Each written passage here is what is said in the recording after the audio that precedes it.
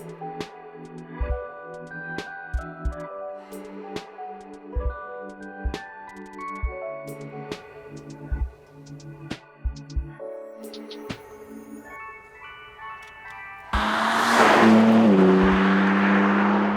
everyone and welcome to the cabin of an incredibly special car, and a car that needs no introduction.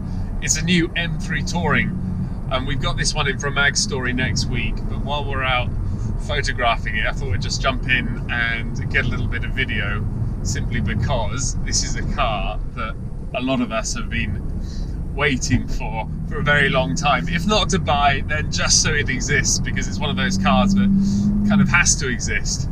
I mean, and on that note, you've got to wonder what took BMW so long to make this car a reality. I mean, it's made M5 Touring, starting with the E34. Audi has absolutely filled its boots in the sort of sensibly sized mega estate department with the RS4 Avant. Even Alpina's got in on the action with very, very carefully tuned and developed versions of the 3 Series Touring, and all the while M has been quiet. And it's not as if they just forgot about this car. In the E46 generation they actually made a fully functional concept, but it never saw the light of day, and in fact they were so cagey about it that they didn't even admit to its existence until quite recently. I mean, the whole thing is bizarre, because if any super saloon lends itself to estate treatment, it has to be the M3. So, before we get into the facts and figures, let's just drink in the way it looks, because when this car arrived on its low loader, I mean, I'm not sure there's anything in the sub £100,000 category that has so much intent, even at a standstill. I don't know what it is that makes the best mega estate so good to look at, but this car's got it. I think it's the blend of sort of aggression and practicality, and also just there's something of the exotic about these cars. They're a bit unusual, a bit unexpected, and that's definitely the case with this M3 Touring. I wish they'd have given this car fatter door skins that really flowed into the rear bodywork, but apart from that, it's a good looking thing, isn't it?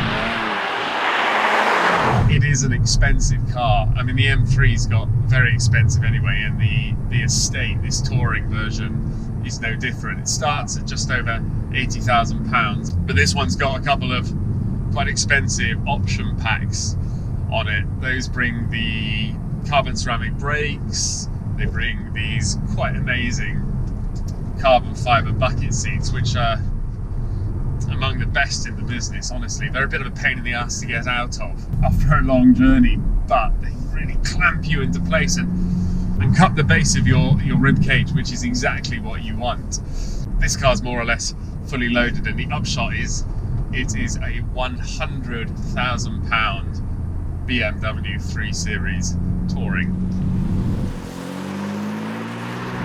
Touring M3s are only going to come in competition form and with the X-Drive 4-wheel drive system underneath you. So that's 503 horsepower from M's S58 straight 6 and just under 500 pound-foot of torque. It's an absolute monster, this engine. We're familiar with it now, obviously, because the M3 and M4 have been out for a couple of years. And it's paired with a torque converter automatic, 8 speeds, so not a DCT. So it's an M3 with a touring body. It is honestly that simple, and there's not that much to say. It's a little bit heavier than the saloon, obviously. You've got that extra rear bodywork, and they've also had to add some additional bracing to keep the structure adequately stiff for M-car duties. Performance, well, I mean, you can't tell the difference between this and the saloon. This thing is still unbelievably quick. The 0 to 60 time is especially ridiculous, 3.6 seconds. I actually looked this up, and that's basically the same time as a 997 generation Porsche 911 GT2 RS. In a 3 Series Touring, it's ridiculous. Absolutely ridiculous. Top speed, 155 miles an hour. You can have that punted up to about 180 if you pay a bit more for what I think is driver's pack.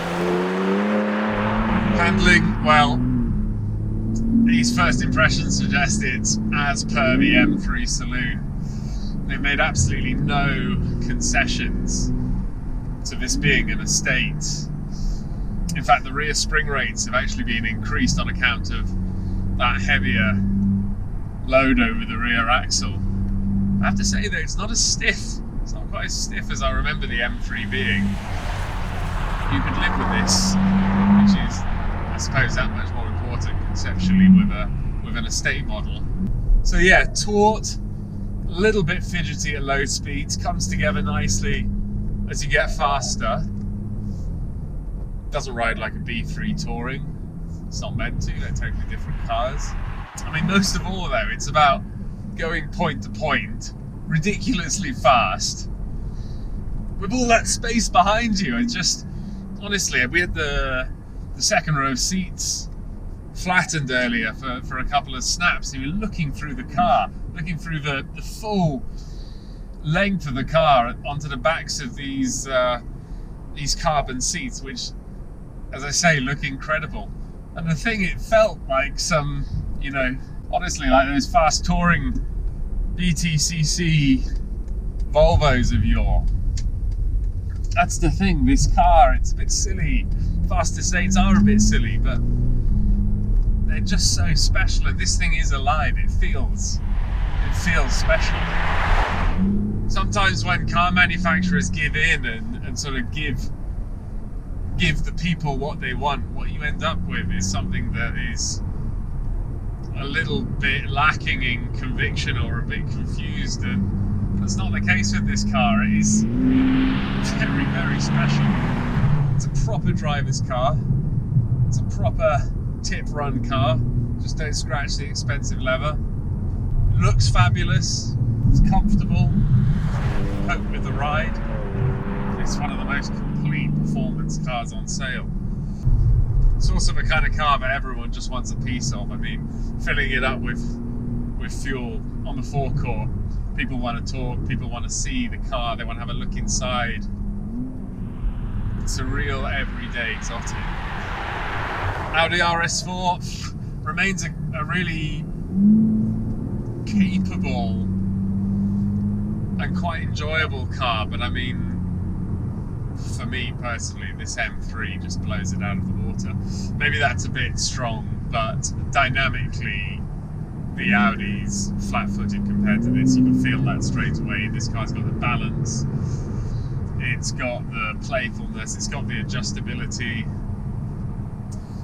Mercedes, I mean, the V8 C63 is now dead, so if you want a fast C-Class estate, it's going to come with a 4-cylinder engine. It's going to weigh about 2.2 tons, so thanks but no thanks. So the M3 will wrap this up now, because as I say, there'll be more on this car later this year, but what a thing. And well done BMW for finally building this thing.